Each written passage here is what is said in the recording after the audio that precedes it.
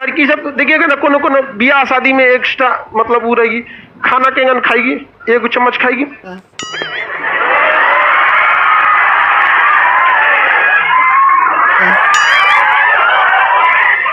और घरे में देखिएगा ना,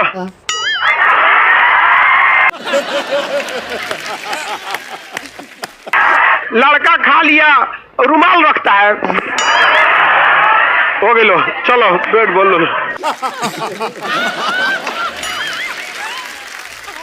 लड़का कितना सीधा होता है, लड़का कभी खर्चा कराता है जी, सीधा होता है सभी सब। आई खर्चा करने के लिए बोले तो ना दलितर की तरह खाएगा सब।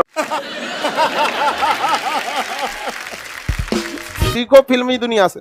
अगर लड़कवा का फिल्मों में यूपीएससी नहीं निकलता तो आई रहती, और निकल गया तो उसके साथ जॉगिंग करिए हम खुश।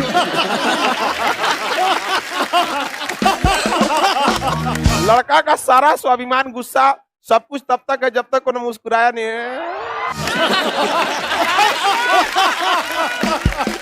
लड़का सब पढ़ाई लिखाई करो, इधर इधर लाल पीला हरा में कुछ नहीं रखा।